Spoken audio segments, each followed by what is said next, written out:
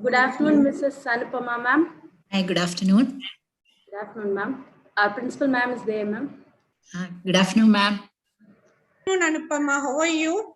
Fine, ma'am. How are you, ma'am? Yeah, fine. Thank you. So happy to see you after a long time, after many years. Really happy to see you, ma'am. Do you remember me? Yeah, I remember you, your face, you were little this one thin and face I remember. Yeah, I used to follow, ma'am, your everything in FB page and all. Okay. So happy to see you, dear. And thank you so much for accepting our invitation and sharing your knowledge with our students. Ma'am, I really feel like I'm honored, ma'am, while getting the invitation from our college. Really, thank you for that, ma'am. Thank you so much, Anupama. Thank you. Have a great day, ma'am. Priscilla, you can start. Yes, ma'am. I think the success of any school can be measured by the alumni that they make to that particular school. It was quoted by our former US President John F. Kennedy. As he quoted, I think we have a very proud alumnus with us, and I feel it is our proud and prestigious moment to have you as well with us, ma'am. Mrs. Anupama Shivankutti Nair has graduated her bachelor's in nursing from PSG College of Nursing in 2001, and she has pursued her master's from Masood College of Nursing, Rajiv Gandhi University, Bangalore. And ma'am has worked as a tutor in Kerala, and she has also worked as a lecturer in Masood College of Nursing for 2 years.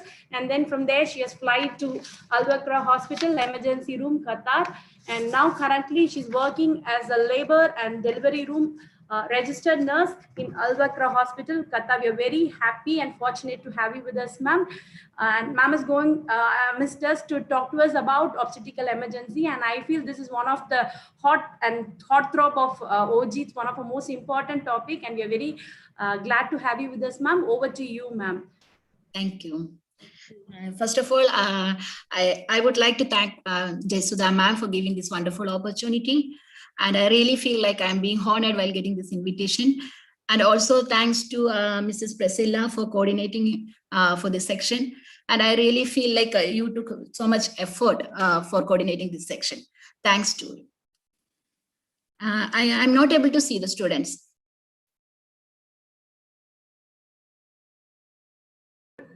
Yes, ma'am, we would intimate them. They are in a seminar hall. They are watching through a smart TV, ma'am. I won't be okay.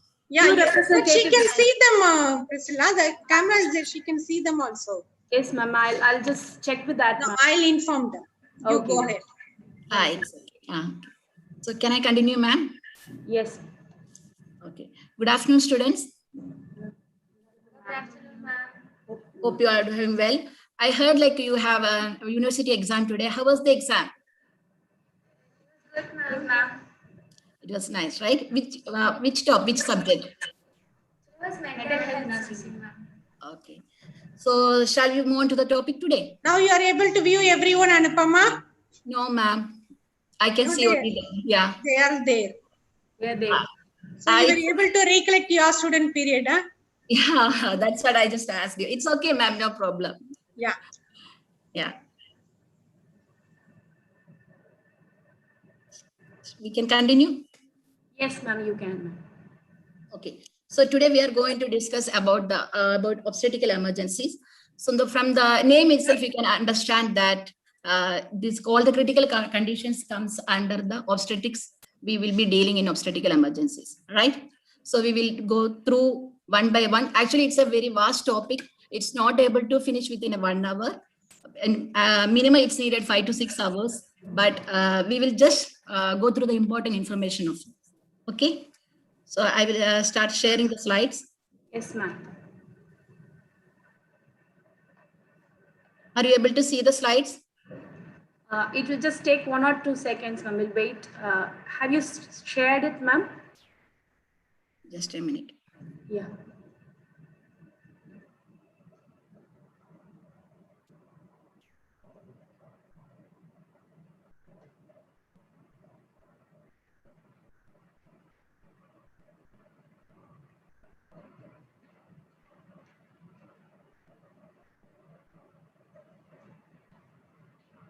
Is there any trouble? Yeah.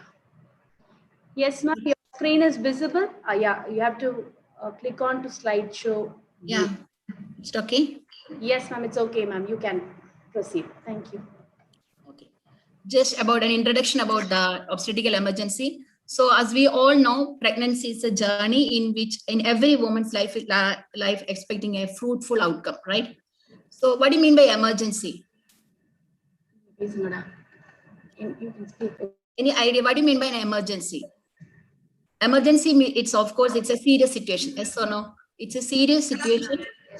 Yeah, it can occur at any time and it may need demand immediate action may be needed for an emergency. Can you able to follow me? Yes, ma'am. Okay, so we'll move on to the next topic. So what obstetrical emergencies are health problems that are life-threatening for pregnant women and their babies. Okay, obstetrical emergencies we can mainly divide it into 3 categories. These emergencies can occur in pregnancy or during labor or after delivery. Okay, certain conditions comes under each one. It can occur in pregnancy or during labor or after delivery. This is a rough status about maternal mortality death in India. More than 37% of maternal mortality is occurred due to hemorrhage. Hemorrhage means bleeding disorders. Okay, and other disorders will be resulting from 34%, and 8% of maternal mortality resulted from abortion, and 5% from hypertensive disorders and obstructed labors. Now we will move on to one specific category, that is obstetrical emergencies during pregnancy. In that, many conditions are there. We will just go through one topic. Okay, the first one is abortion. What do you mean by abortion? Abortion is the ending of pregnancy. That means by removal or expulsion of an embryo or fetus.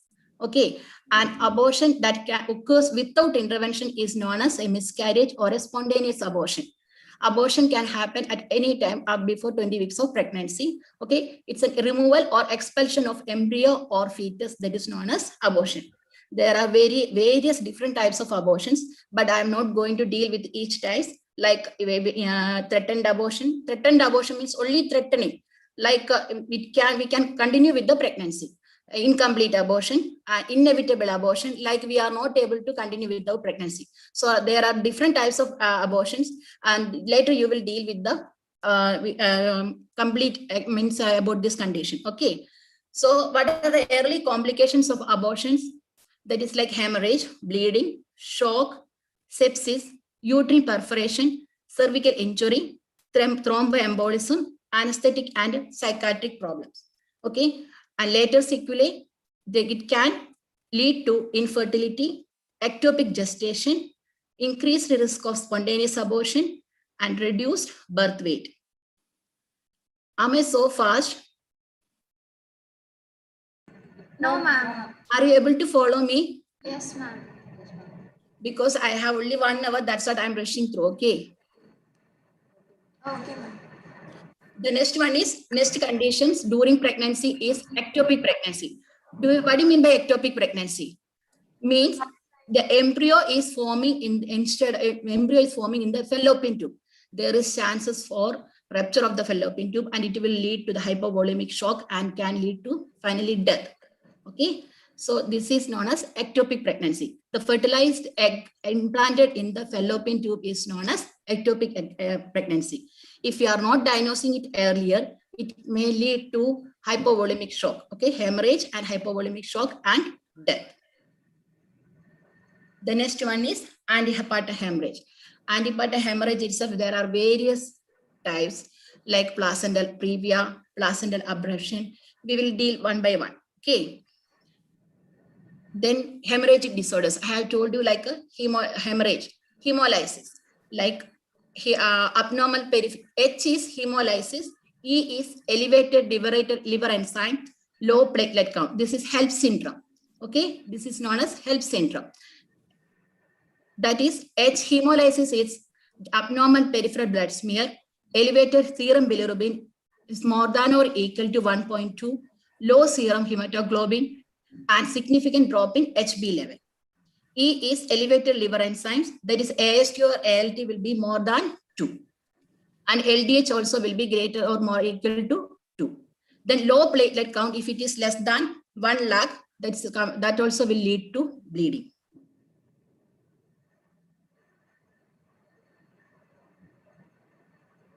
What do you mean by placenta previa? Do you have any idea what you mean by placenta previa?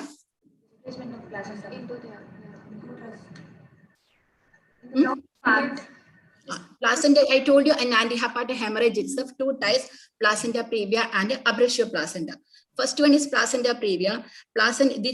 Mainly it occurs, the placenta is covering the internal os. Okay, the placenta may be covering partially or completely, totally covers the mother's internal os. That may lead to bleeding. If we are not diagnosing it earlier in the pregnancy period itself, in the delivery, during the labor, it may lead to bleeding. Okay, there is 2 types, complete or incomplete placenta previa. Abrasio placenta means it defined premature separation of the placenta inside. Means before itself, placenta supposed to separate after delivery of the fetus. Yes or no?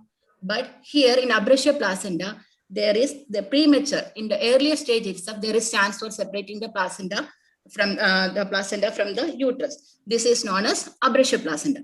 In abrasio placenta itself, there is different types like revealed and concealed. Revealed means it's okay, like a bleeding from the side. The placenta will be, there will be bleeding from the placental side, and the bleeding, it is visible in the outside. So we will be able to find out the bleeding, and we are able to diagnose the condition. But in the concealed cases, the bleeding will be there and it will not be visible outside. Blood clot will be forming in the uterus inside, and this will be leading to the life-threatening condition. Okay. Okay. Okay, so that is known as concealed abrasio placenta previa. Okay. Yes, ma'am. Yes, ma'am. Is it okay? Yes, ma'am. Okay, so here we just have concluded about the obstetrical emergencies in pregnancies. Okay, abortion, ectopic pregnancy, hemorrhagic disorders, antepartum hemorrhage. Okay, now we will move on to the next topic, that is obstetrical emergencies during labor.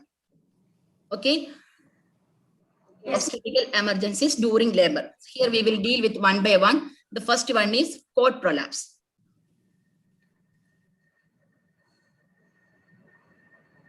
There are 3 clinical types of abnormal descent of the umbilical cord by the side of the breast. Cord prolapse means the cord will be presenting before the presenting part. Before delivering, the cord will be prolapsed before the presenting part. That is known as cord prolapse. There will be mainly 3 clinical types: cord presentation, occult prolapse, cord prolapse. I will show you one by one. The cord presentation is when a cord is slipped down below the presenting part and is felt lying in the intact bag of membrane. Can you see in the second picture, the cord prolapse? See, here the cord is slipped down below the presenting part and felt lying in the intact bag of membrane. Okay, but here while we are doing internal examination, we will be able to palpate the cord. We will be able to palpate the cord. We will be able to find out the cord is present or not.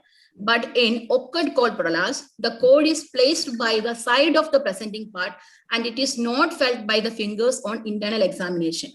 Okay, this is another dangerous situation. Here the cord will be prolapsed and it is placed by the side of the presenting part, and we are not able to felt by the fingers during internal examination. Another one is cord prolapse. The cord is lying inside the vagina or outside the vulva following the rupture of the membrane. See the third picture? Yes, ma'am. Yes, Is ma'am. it clear? Here we are able to see that the cord is prolapsed. We will be able to find out. It will be visible through externally also. Okay. So there is 3 types: cord presentation, occult prolapse, and cord prolapse. Okay. Okay, ma'am. Now, what were the causes for the cord prolapses? There will be malpresentation like breech or shoulder presentation, CPD. What is CPD?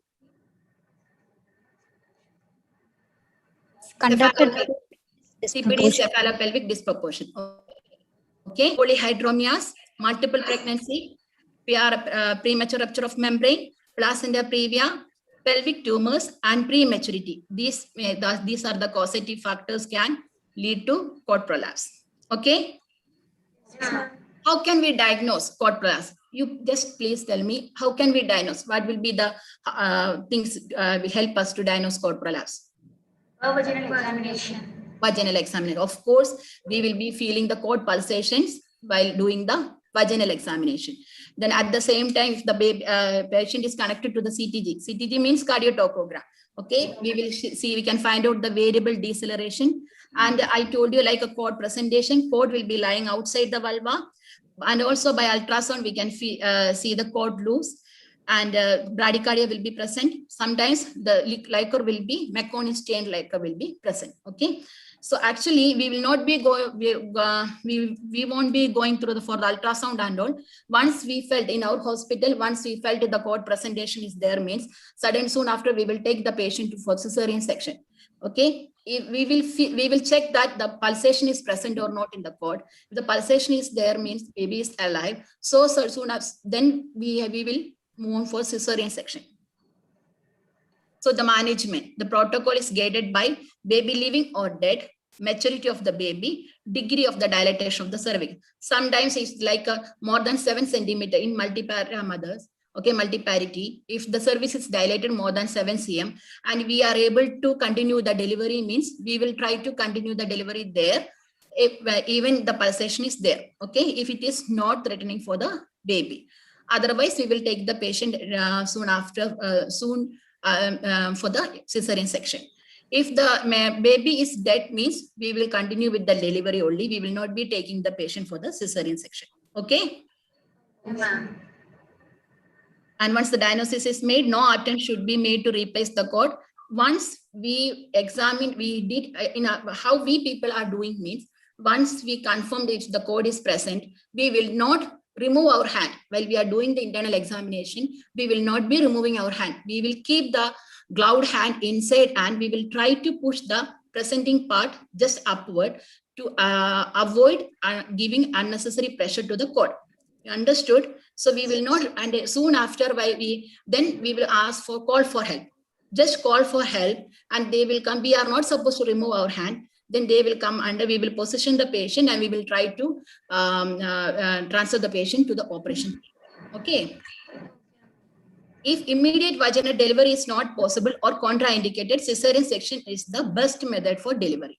A rare occasion when multipara with longitudinal lie having good uterine contraction with the cervix is more than 7 to 8 centimeter dilated without fetal distress, then we can watch full competency and deliver by forceps or breech extraction.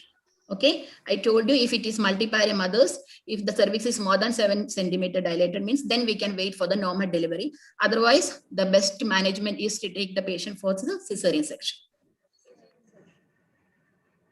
Then management, other management like discontinue the vaginal examination to reduce the risk of rupture of the membranes, call for help and inform the obstetrician immediately, monitor continuously the FHR and fetal well-being and instruct the patient not to push.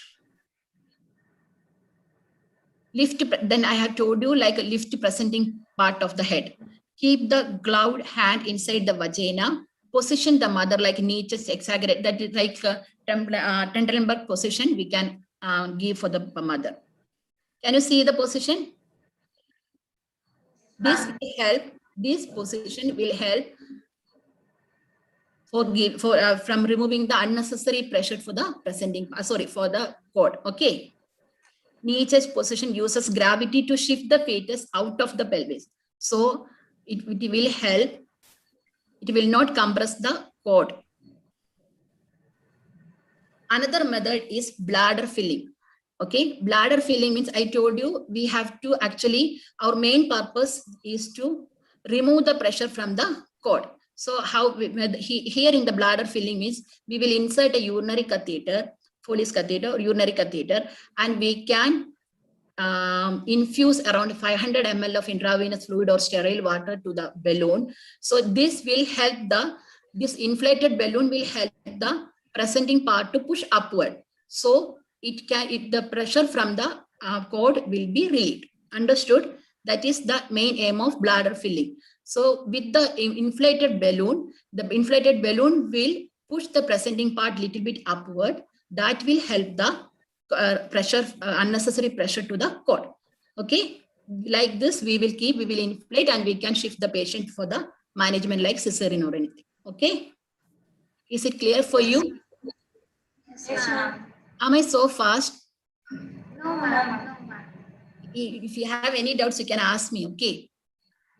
Yes, And ma'am. we have, at the same time, we have to take care of the mother also. We have to see, sometimes the mother will be exhausted by seeing all those things. So we have to give adequate oxygen for the mother, and we have to also give psychological support to the mother. Okay. Next, we will move on to the other topic. I'm obstetrical emergency in delivery in labor, that is vasa previa. Okay. It's an abnormality of the cord that occurs when one or more blood vessels from the umbilical cord or placenta cross the cervix, but it is not covered by Wharton's jelly. You can understand from the picture. I will show you from the picture. Just this is also an abnormality of the cord that occurs one or more blood vessels from the umbilical cord or placenta cross the cervix. Okay. See, can you see from the picture? See, the fetal blood vessels are crossing. The first itself you can see. Fetal blood vessels are crossing the, see, vasa previa with velamentous umbilical cord insertion. Fetal blood vessels are crossing the cervix. So while the baby comes down during the delivery, what will happen? There will be chances for rupture of these blood vessels and it can lead to bleeding. Understood? The third picture, it shows like multi-lobe placenta. See, both sides, there is 2 lobes, placenta, 2 lobes we can see. Yes or no? So this is more risk. Blood vessels will be same thing. While baby comes down during the contractions, there will be chances for rupture of the vessels and it will lead to the bleeding. Okay? Yes, ma'am. See, this is a picture, the picture of a placenta after delivery, showing the vasa previa. Can you see the blood vessels? See, vessels are seen running through the membranes here. These vessels, this is very risk condition, very risk, because if it is bleeding, if it is rupture happens, it will lead to life-threatening for the mother. Okay.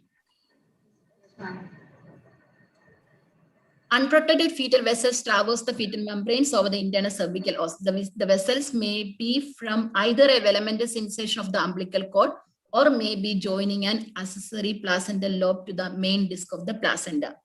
You people have not gone through this subject, yes or no? I asked with your ma'am. She said she will be dealing each topic later. Okay, so you will be knowing detailed about each topic. Okay. How can we diagnose vasa previa? There is a classic triad symptoms. Mainly 3 symptoms are present for the vasa previa. The first one is membrane rupture, and there is painless vaginal bleeding and fetal bradycardia. Okay, rupture of the membrane, painless vaginal bleeding and fetal bradycardia. Then we have to suspect for the vasa previa and we have to take care of that. Okay. Then management, elective cesarean section. And if the baby is preterm, like not matured, then we have to go for steroid therapy for lung maturity. Okay. Can we move on to the other next slide? Yes, ma'am. The next emergency, obstetrical emergency during labor is shoulder dystocia. Third year, you have posting in labor room, no? Final year, ma'am. You people, you are in final year now, but have you gone for posting in labor room? No. Have you heard about shoulder dystocia? Have you witnessed any time? No, ma'am. Okay. Shoulder dystocia is a birth injury. Okay. That happens when one or both of the baby's shoulder gets stuck inside the mother's pelvis during labor.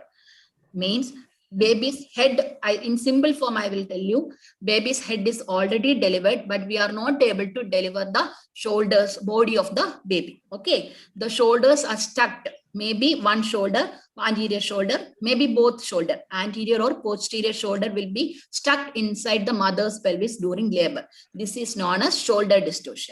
Okay. Yes, ma'am. See, from the picture, just see. Can you see? The shoulders are stuck. here, the inability of the child's chest to expand properly, and this may lead to severe brain damage or death due to hypoxia and acidosia. If we are not able to deliver immediately, means it may lead to hypoxia, okay, hypoxia for the fetus, and it can be result in death. And another main complication for the shoulder dystocia is brachial plexus damage. Shoulder fracture can happen. Risk factors: maternal obesity, fetal macrosomia. Macrosomia means Big size. size, the big size baby.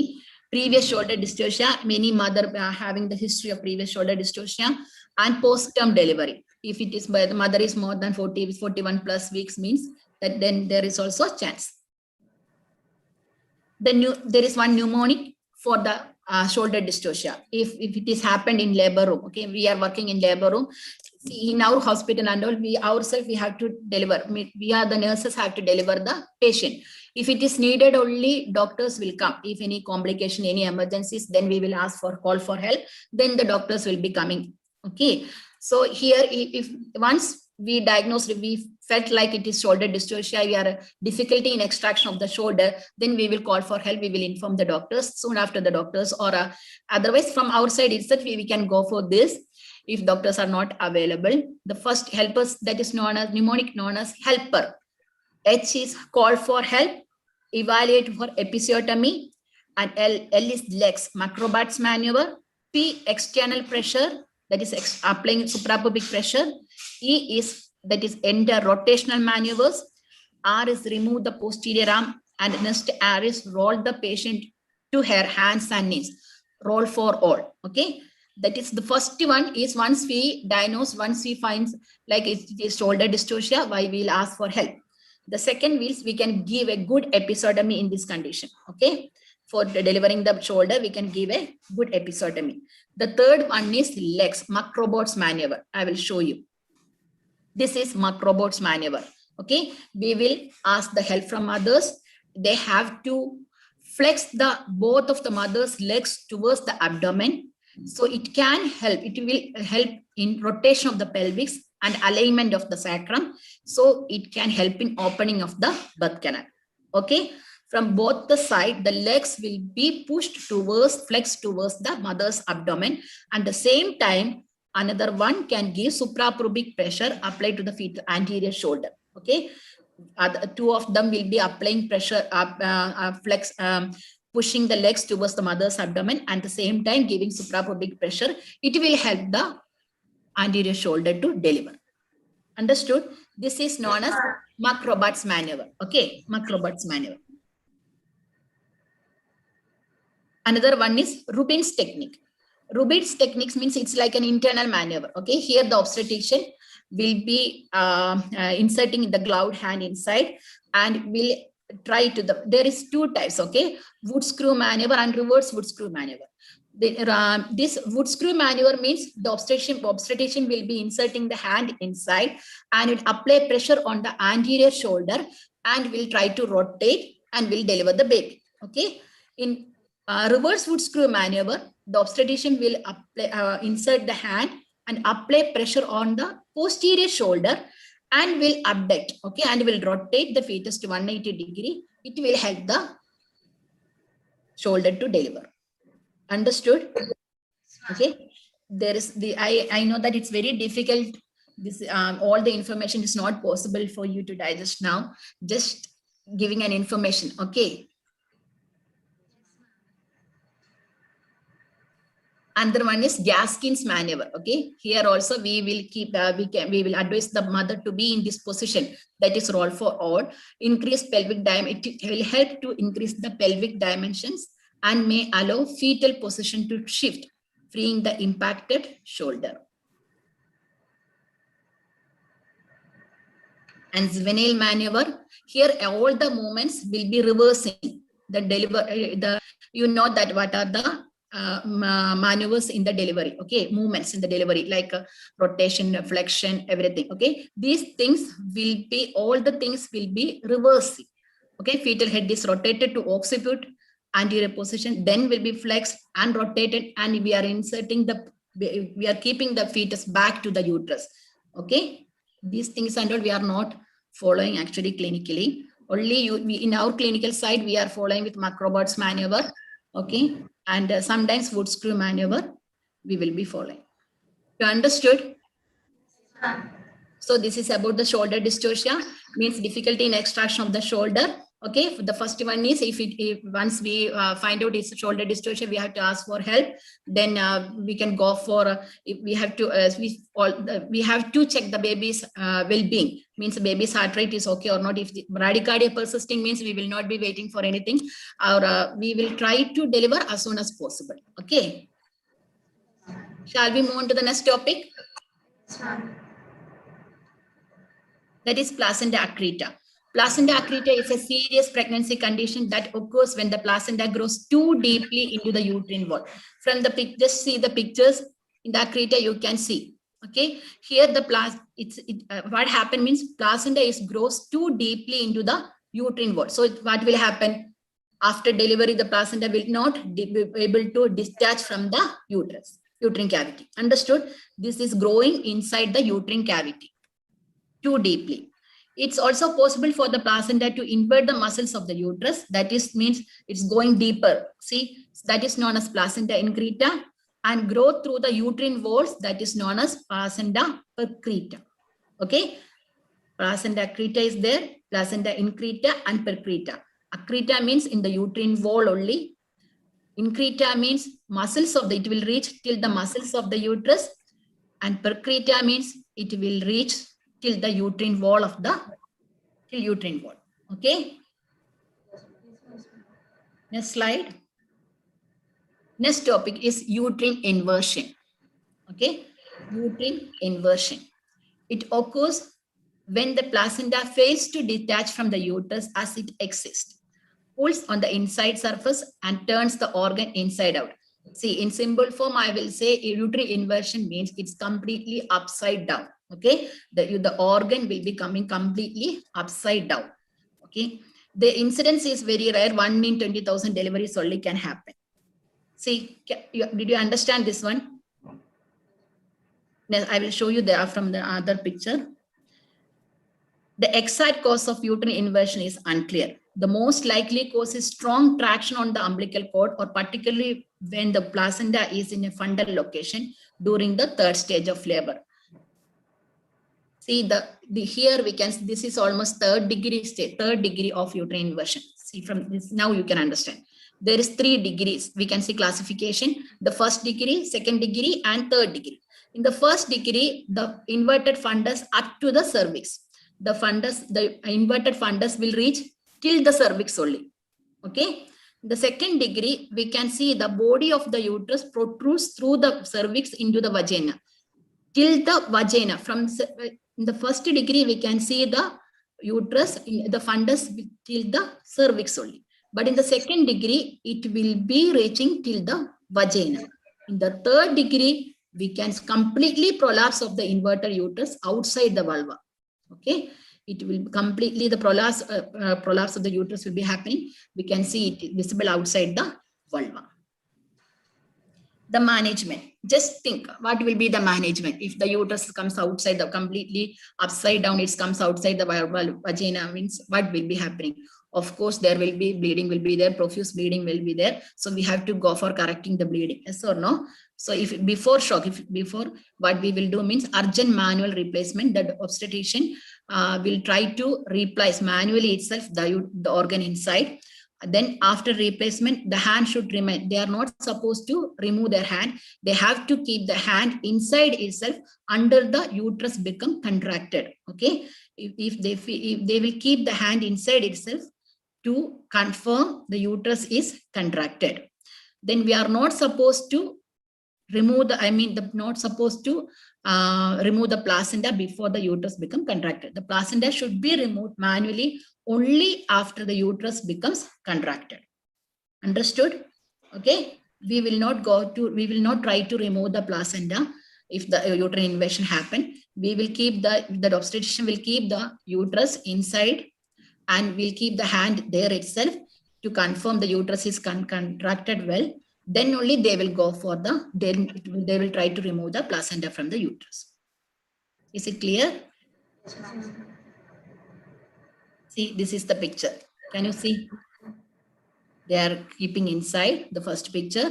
Okay. Second, they will keep the hand inside like this, and they will give gentle pressure to give, it will help to contract the uterus. Can you see? This is known as Johnson's maneuver. This is known as Johnson's maneuver.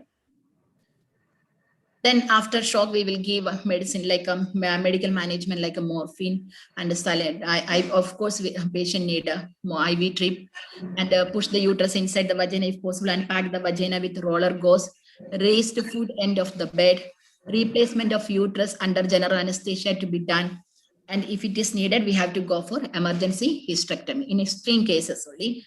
Okay, where the risk of maternal means profuse vaginal bleeding and they are not able to replace the organ inside and it's not contracted well, means then they will go in extreme cases like this, they will go for surgical removal of the uterus. Okay. The next condition in emergency in labor is rupture of uterus. What do you mean by rupture of uterus? Walls will be ruptured. Yeah, the uterus, there is what will happen, the uterine walls getting ruptured. Okay, in which cases we can see mainly? What will be the most common causative factor? Ectopic pregnancy. No, my dear. Just think, it is rupture of uterus. Ectopic pregnancy, the obstetrical emergency in pregnancy. Now we are discussing about emergencies in the during labor. Okay. Okay. Any I will show you. any abnormal. No, previous cesarean section is the main causative factor. Usually we are seeing in clinical side with the previous cesarean section. Okay. Because there will be, we can see presence of scar in the previous cesarean patients. Okay. There is chances for rupture of the scar.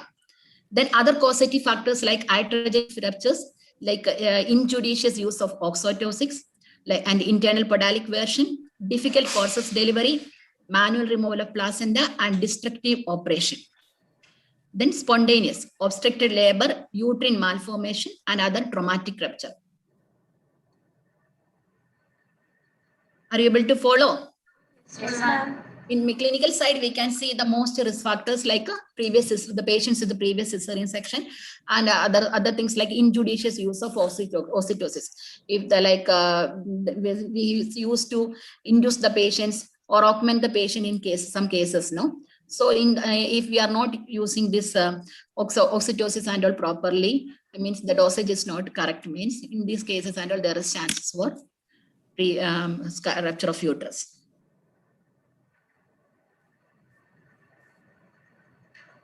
Can you see the picture? Okay. Can you see it here in the first one? See, in the first one, you can see this is early, means just started with rupture and the bleeding and blood clot will be forming there. Bleeding will be in the lower part, and other one blood flowing out into the abdomen, all the abdomen.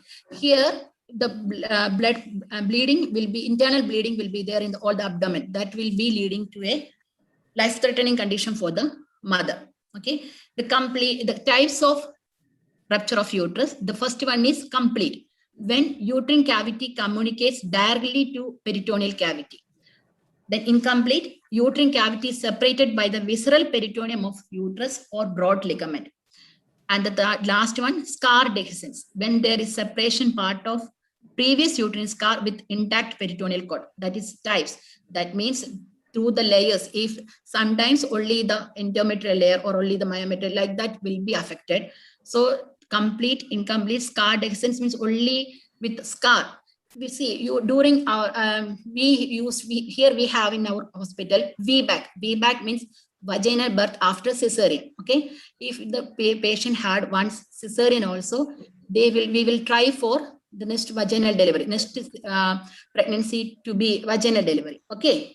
So in those cases, we will be continuously monitoring the patients. Even we are not supposed to give augmentation for these patients.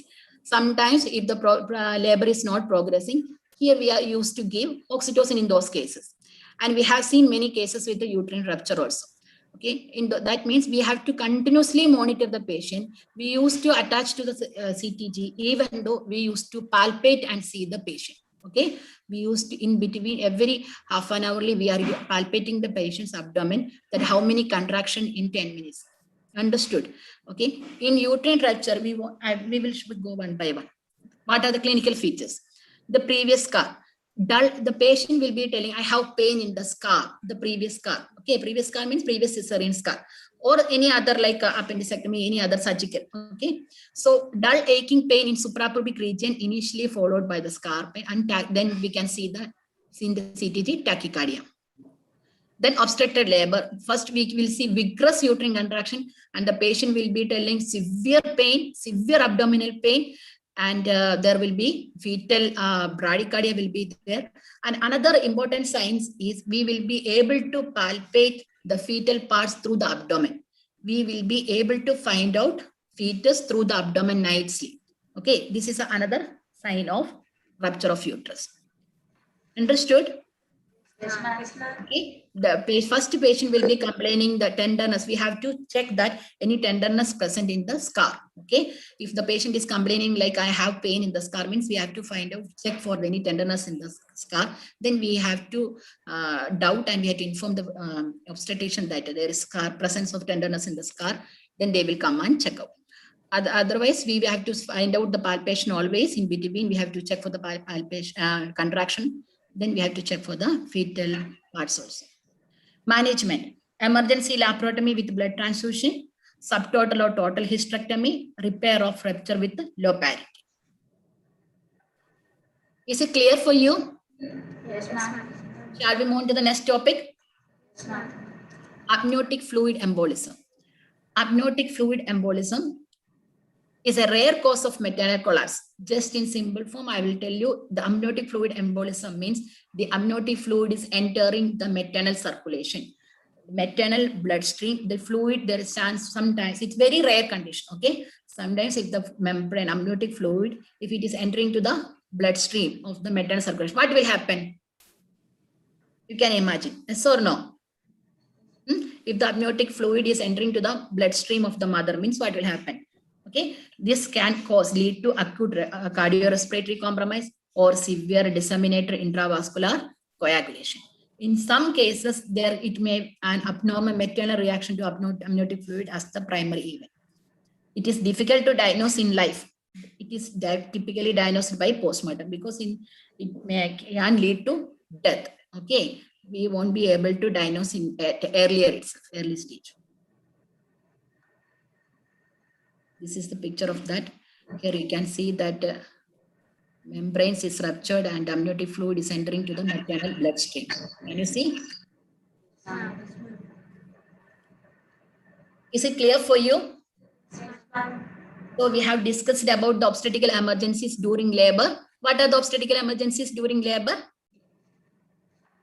Can you just mention few? Cord prolapse. Yeah, cord prolapse. Vasa previa. Yeah, vasa previa. Amniotic fluid embolism, inversion of the uterus, shoulder dystocia, rupture of uterus. Okay. At least you got an idea. Yes, ma'am.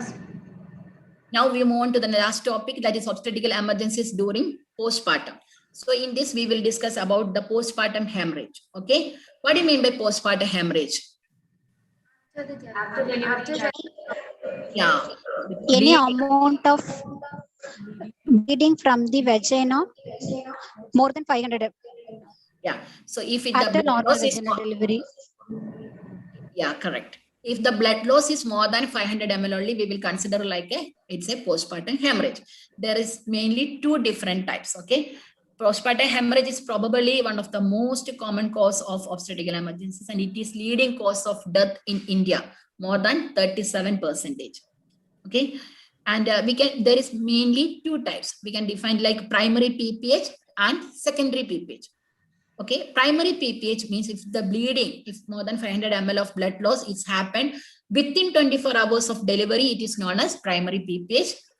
If it is happening after 24 hours, till the 6th week, okay, the postpartum period will be the still 6 weeks after delivery. So if the secondary PPH means if the blood loss happening after 24 hours of delivery means it will come under secondary PPH. Okay. What will be the etiology of primary PPH? See, the main, we can see like 4 T, the causes we can mention like 4 T's, okay? The first T is tone, uterine atony, tissue, retained placenta, trauma, lacerations or uterine rupture, and clotting, like coagulopathy, okay? We have to go one by one. I will just go through, I will tell you what uterine atony. It's a serious condition that can occur after childbirth. Atony means what? The uterus will, atonicity of the uterus means after delivery, the uterus is not able to contract properly. Okay. It occurs when uterus fails to contract after the delivery of the baby. So this will be lead to uterine atony. Okay. Like causative factors like over distension of the uterus, polyhydramnias, macrosomia, or sometimes retained products of conception, prolonged labor, oxytocin augmentation, grand multiparity. Okay, these and all predisposing factors will lead to uterine atony. Understood? The next T is retained placenta. Retained placenta means any product, any membranes placenta product, if it is retained inside after delivery of the placenta also, any tissues or any membranes left inside the uterus means that can lead to bleeding. Okay. The next third one is trauma. Trauma means what? Like we are giving episiotomy, there will be during delivery, there will be tear, multiple lacerations, multiple tears will be present. Or if it is instrumented delivery, like a forceps or vacuum delivery, there is chances for like multiple tear. Okay. So this bleeding from bleeding will be there from those sides. So it can lead to traumatic PPH. Okay. That can lead to traumatic, that is known as traumatic PPH. The last one is clotting, like any amniotic fluid or any abruption placenta, any sepsis, any kind of clotting like these problems can also lead to PPH. During if the patient is bleeding after delivery, first we have to find out what is the causative factor. We have to check the uterus first, if the uterus is contracted or not. If the uterus is not contracted, then we can understand that this is because of atonicity of uterus. So then management will be according to the causative factor. If it is uterine atony means we have to treat the uterine atony. Yes or no? We have to make the uterus to be contracted. So we have to go for that management. If it is resulted from the traumatic PPH, we have to correct that. We have to suture it fast. Okay. The doctors will be doing to reduce the bleeding from the traumatic side. That from the tear, from the bleeding from the tear or from the episiotomy side means they will correct that one first. If it is related to like tissue means we have to check inside any products, any placenta membranes is remained inside means we have to remove that one. Okay. Yes, ma'am.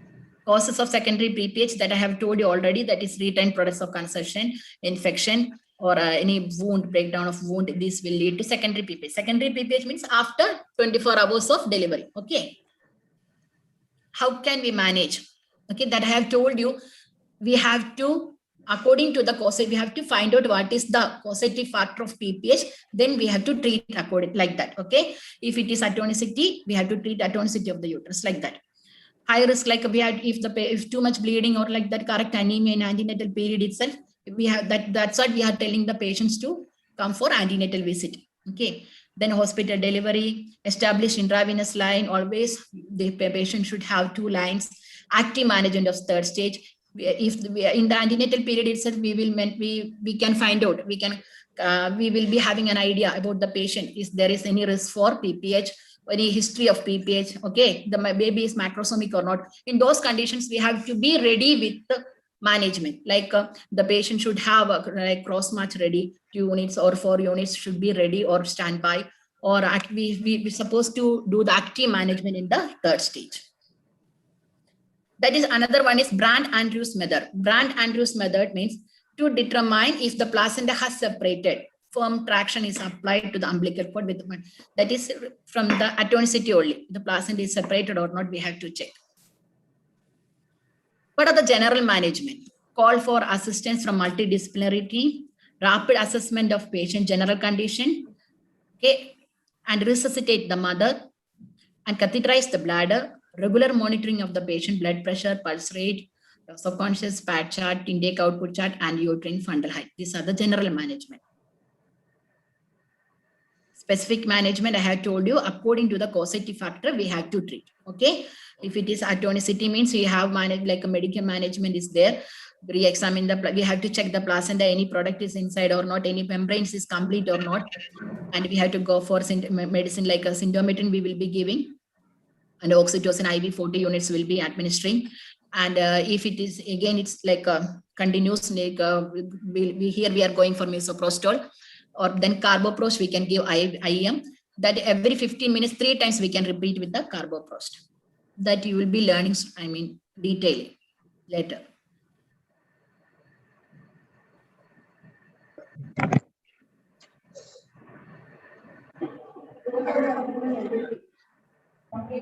Then there is surgical management.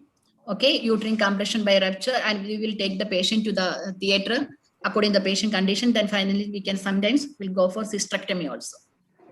Role of a nurse in handling obstetrical management. Are you able to follow? Okay, this is the last part. Risk assessment when admitting mother in labor room. We have to collect the history from the mother, and we should assess the patient. How much do the patient have any risk factor? Efficient vaginal examination and notification of findings, and plotting the partograph, early reporting abnormality, CTG monitoring and its interpretation.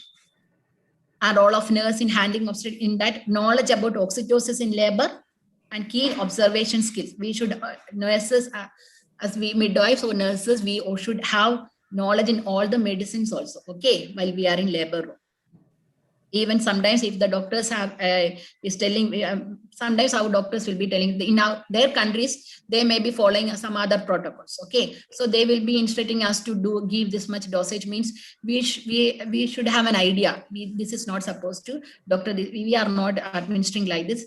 Here we are following the protocol like this. So we should have a knowledge to argue with them, or not for arguing, for asking them. Okay. Prompt identification and reporting, familiarization on protocols followed in labor room, prompt documentation, emergency communication course, team collaboration and participation. Understood? Yes, ma'am. Yes, ma'am. Am I clear to you? Yes, ma'am. I know that I was rushing through, right? So, knowledge and practice skills, I will conclude like this, will help the midwifery to identify and manage the obstetrical emergencies in an efficient way. You have to act promptly, be alert with the onset, and be familiar with the recent evidence-based technical skills, care with the concern, document accurately, and execute emergency measures with the competence. We should be competent enough. We should have adequate knowledge. We should update our knowledge. Then only we will be able to act promptly. Okay. These are the references. Do you have any doubts? Yes, ma'am. We now leave this floor open for discussion, ma'am. Ma'am, I would request the students to ask any doubts if they have. Okay. Thank you. Ma'am, I just have a doubt, ma'am. Yeah.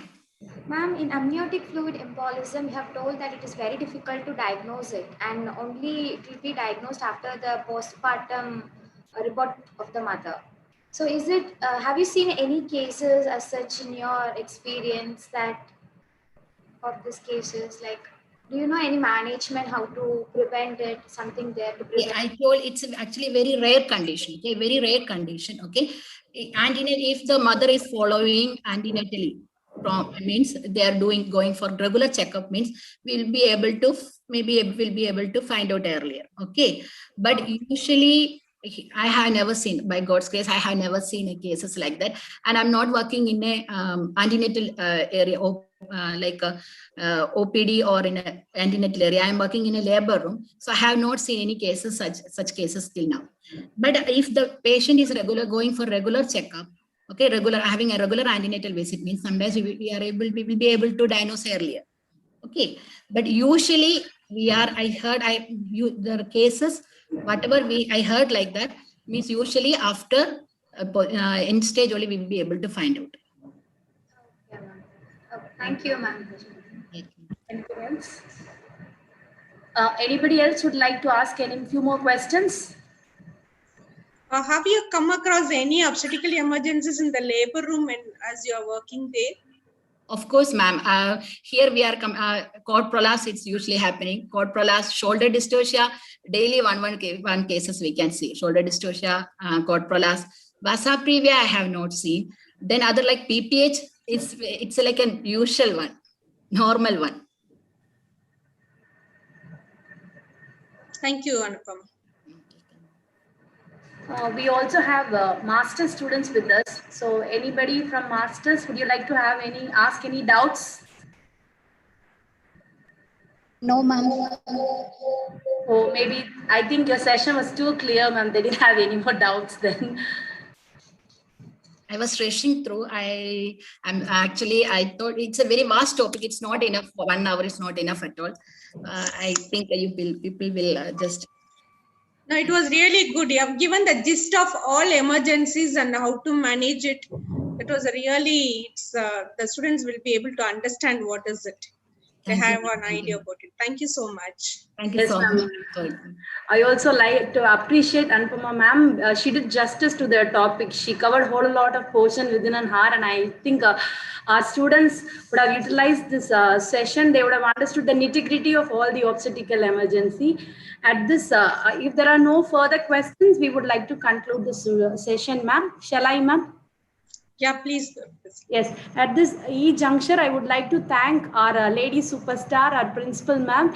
I think without her initiative, she was the one who created this new initiative, and we are very glad to be part of that. And this gives e-platform for all alumni like you to share your practical knowledge and as well as your expertise knowledge. And I'm sure our students not only learn these theoretical part from you through this alumni guest lecture, they also aspire, or they also learn how to shine after getting out of this college. What are the other transcultural nursing hopes are available in nursing? So I am sure they are also learning. And on behalf of students, I would like to thank you, ma'am, for this very informative session. Thank you so much for extending your time. And thank you, principal ma'am. And thank you, my dear students, for all your active listening. Thank you so much. Thank you. Can I say one word actually? Thank you so much, Jesudha ma'am, for giving this opportunity. I know that without great leaders becomes great means that because not only for their power and because of their ability to empower the others.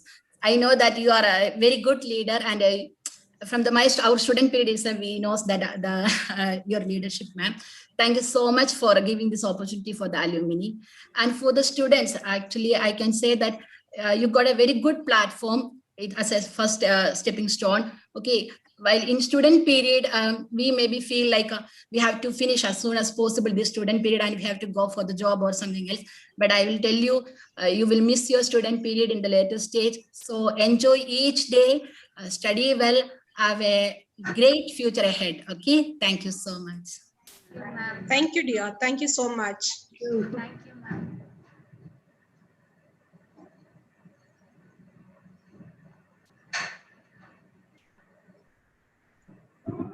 Thank you, dear students, for patience listening.